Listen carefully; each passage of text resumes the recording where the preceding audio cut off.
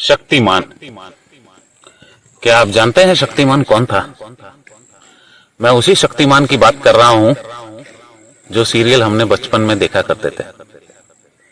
दोस्तों, आपको पता है कि शक्तिमान की सारी शक्तियां किसके सामने खत्म हो जाती थी?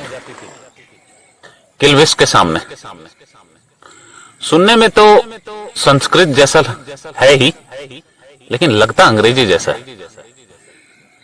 किल्विस का मतलब है पाप। दुनिया में 10 प्रकार के पाप होते हैं, मन के आधार पर, वाणी के आधार पर और शरीर के आधार पर, जो व्यक्ति स्वयं करता है। जैसे कि किसी के ऊपर अत्याचार करना, द्वेष करना, झूठ बोलना, चोरी करना, कठोर बोलना, ठीक इसी प्रकार। और उनमें से एक है कि ईश्वर को याद न करना। ये प्रकृति हम सब उसी की देन है। अब चाहे आप इसे अल्लाह कह लें या खुदा कह लें या भगवान कह लें या ईसा मसीह कह लें। मैं कहूं तो जीवन के 2 विधान हैं, एक राग और एक भय। राग जीवन जीने का और भय मृत्यु का। हमने देखा होगा कोरोना काल में या जीवन के किसी भी विधान के अंदर, आसपास की रोजमर्रा की जिंदगी में अच्छे अच्छे महान कलाकार, खिलाड़ी, हाल ही में शेन वॉर्न, ऑस्ट्रेलिया के बेहतरीन खिलाड़ी क्रिकेट के, इरफान खान,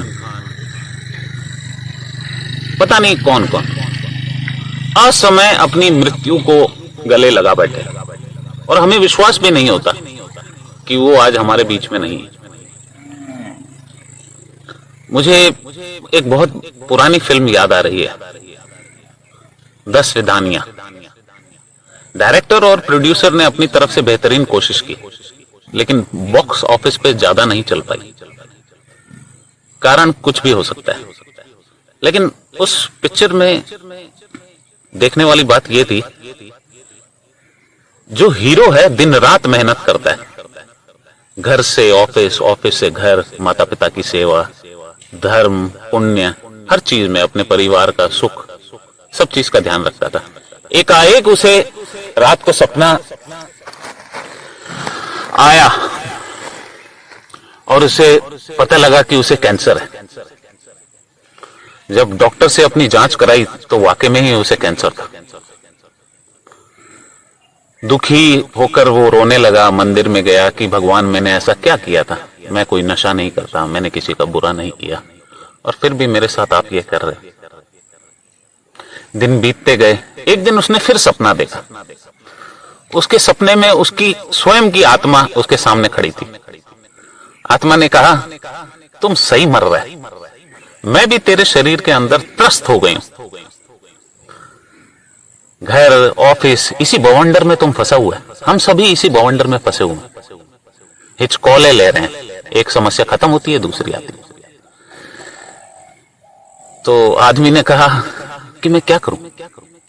आत्मा ने कहा, अभी भी तेरे पास 6 महीने हैं, जी ले अपनी जिंदगी, बना वो सारी चीजें, वो सारी पोथियों पे लिख दे जो तू अपनी पूरी जिंदगी में नहीं कर पाया। दोस्तों, आप कितनी जिंदगी जीते हैं, कितनी लंबी आयु के हैं, कितने सालों जीते हैं, ये मायना नहीं रखता। आपने चंद अपने सालों में, अपने समय में किस तरह बेहतरीन तरीके से अपने जीवन को जिया है, ये सार्थक है। तो क्या आप अपनी जिंदगी जीना चाहते हैं? गौर करिएगा। धन्यवाद।